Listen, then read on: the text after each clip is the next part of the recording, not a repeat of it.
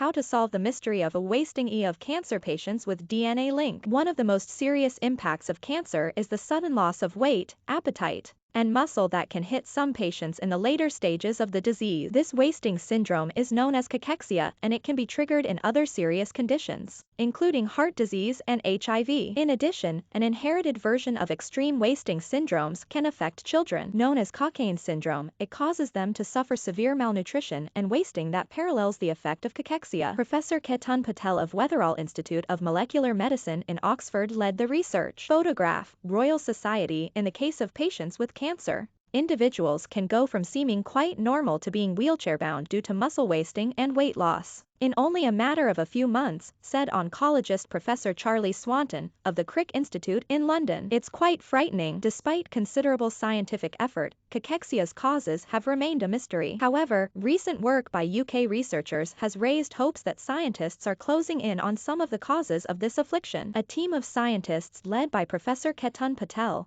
director of the Weatherall Institute of Molecular Medicine in Oxford, has recently linked the disease to DNA damage that disrupts chemical messengers that are sent to the brain, causing it to release appetite-suppressing hormones. The result is severe weight loss. The researchers found that this process is often initiated when the naturally occurring chemical formaldehyde builds up in a person's bloodstream. When this is filtered by the kidneys, their cells suffer DNA damage in the process. This, in turn, causes their kidneys to secrete a hormone which messages the brain to suppress appetite. When you have chemotherapy, you are given a chemical substance that attacks DNA in much the same way as formaldehyde does, said Patel. In other words, it may be damaging DNA and triggering these signals that tell the brain to suppress appetite. The research also suggests a possible avenue for treating the problem, he added. The messenger sent out by the kidney to the brain is a chemical called GDF-15. A discovery that holds important clinical implications. It suggests we may be able to treat weight loss in patients undergoing cancer chemotherapy and in children with Cockayne syndrome.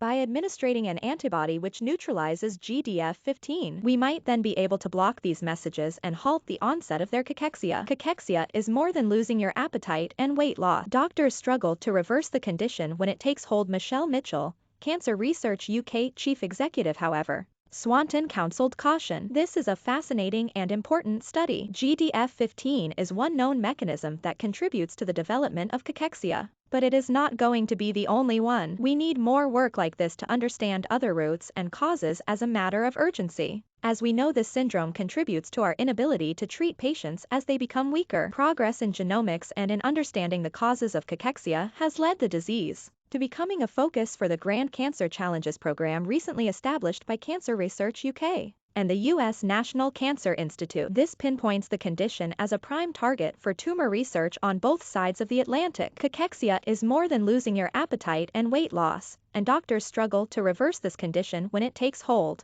added Michelle Mitchell, Chief Executive of Cancer Research UK. It is a complex problem that has an enormous impact on people with cancer, damaging their well-being and lowering their energy at a time when they need it most. Research that can tell us more about the mechanisms behind cachexia is essential if we want to find a way to manage it.